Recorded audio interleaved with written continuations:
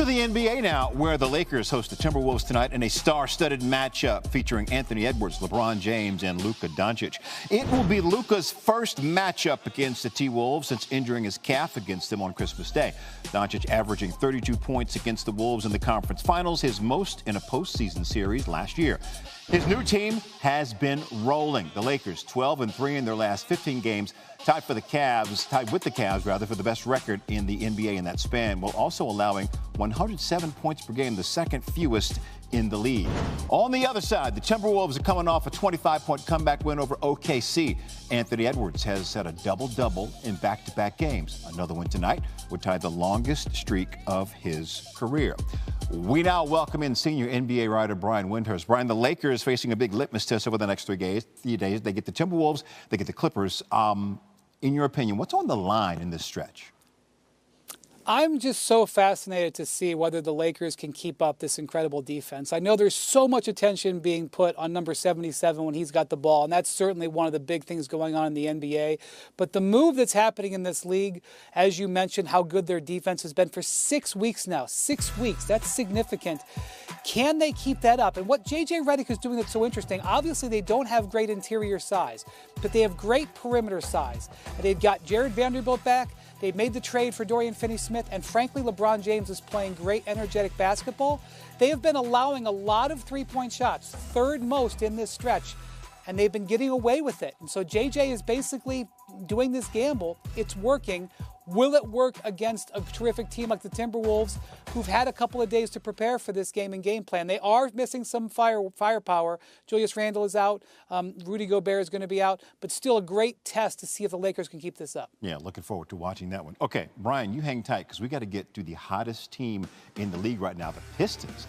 Notching their 8th win in a row with a dominant second-half performance against the Celtics, who were without Jaylen Brown due to a thigh contusion. Detroit riding their longest win streak since the 07-08 season. They now own the 6th seed in the Eastern Conference and are only a game behind the Pacers for 4th. The Pistons getting their 33rd win of the season last night. That is already more than the last 2 seasons combined, Brian. Their current win percentage of nearly 56% is on pace to be their highest in over 15 seasons. That is a far cry from the 19% the last 2 seasons. So, Brian, what's fueling this turnaround that Pistons fans have been long waiting for? Oh, my gosh, so long. So, look, Jay, you know that there are some Hall of Fame guards that have their numbers in the rafters in Detroit. Isaiah Thomas, Joe Dumars, Chauncey Billups very soon. Cade Cunningham is having a season that is comparable with any or even better statistically than any guard in Pistons history, and he is driving this. He is an all-star. He is on his way to potentially being an all-NBA player. He's potentially on the verge of making them a bona fide playoff team and with a chance to do some damage. I also want to point out Malik Beasley, their three-point sniper, who has 25 games this year of 5 three-pointers or more, is looking like one of the most impactful signings of the whole year. And the two of them, one stretching the floor for the other, one dominating, the other hitting shots, has fueled this incredible turnaround in Detroit. Dynamic duo for sure. Brian Windhorst, we appreciate you. Thank you, bro. Golden State will try to keep its 4-game win streak alive when the Warriors take on Orlando tonight. This Steph Curry, Jimmy Butler team-up has been pretty good. Golden State, since Jimmy Buckets came over from Miami, the Warriors looking to make that 7-1 tonight. Senior NBA writer Brian Windhorst is back with us. All right, to talk Golden State. Warriors got some pep in their step since Jimmy Buckets came over, Brian. What do you make of the direction Golden State's heading in? Well, they've got great match with Jimmy Butler and Steph Curry. He's really able to balance out what they're doing offensively. He brings a guy that brings a lot of versatility defensively. And, Jay, the thing that's so interesting about them is they've got a favorable schedule. They've got the second easiest schedule left from the Western Conference team, so they're just a game out of 6th place. And they're playing the Magic tonight to begin an Eastern road trip, but the Magic have really been struggling, coming off a 40-point loss the other night to the Cavs. The other thing they've got is Jonathan Kuminga, one of the most talented players on the team. is coming back soon from an ankle injury, so they're going to get that influx at some point. And Steve Kerr has made it clear. Their goal is to get in the top 6. You get in the top 6, there's a bunch of different matchups. They like their chances against some of them.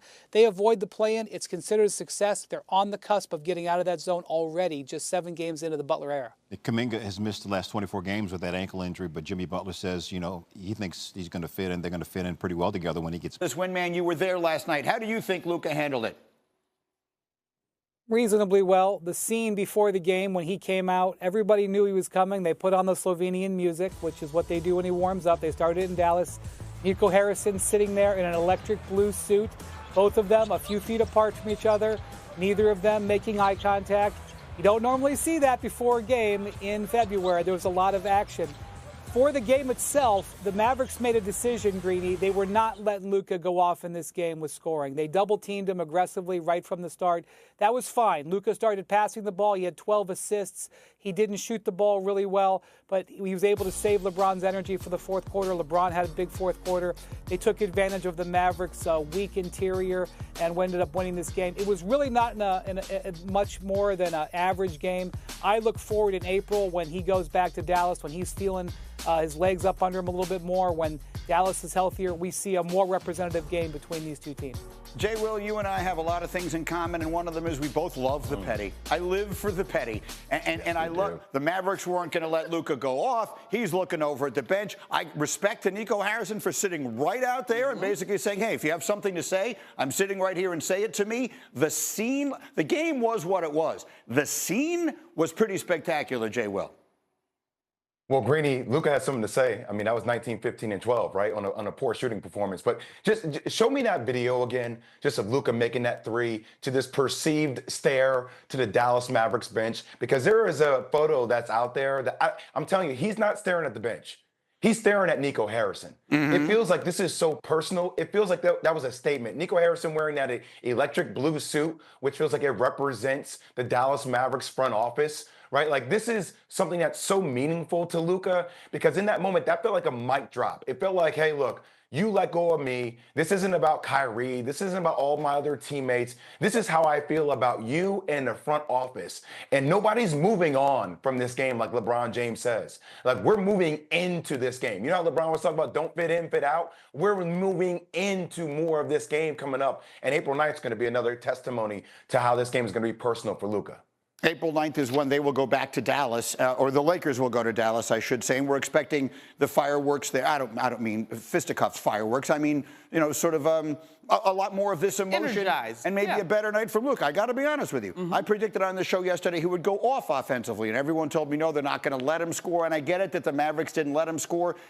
I wanted to see a little I can't put my finger on what it is that I wanted to see that we didn't see last night from Luka. I wanted to see him handle this.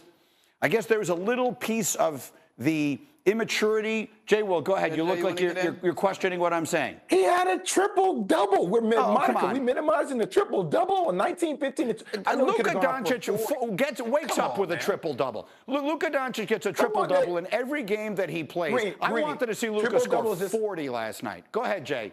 19, 15, and 12 is one hell of a stat line. I'm just trying to tell you. I know he didn't shoot the ball well. He wanted to have a good game. He wanted to score 42. I did. Greeny, he wanted to score 42. That's why he was so excited coming out. He scored 8 points right out of the gate, and the Mavericks just didn't let him do it. This is a guy who averaged 35 points a game last year. He's the 3rd highest scoring player in the history of the NBA. He had 19 points. He did not have a bad game, but this is not what he wanted. I think there's a middle ground. Wendy, go, Jay. Go ahead. Sorry, Monica. All right, Monica, go. I think there's a middle ground for all of these sort of things. Yes, I know what you mean, Greeny, and I think practically when you look at it, this is a stat line that any NBA player will be like, oh, bet, that was a good game. I do think there's, Jay, a little bit of room for the conversation around efficiency because of what we're accustomed to seeing from Luka. But I also think that, like, this is just round 1, to Wendy's point. We've got more coming in April, and Luka is still, to me, getting his legs under him, not just with the Lakers, but on the season. He missed a big chunk of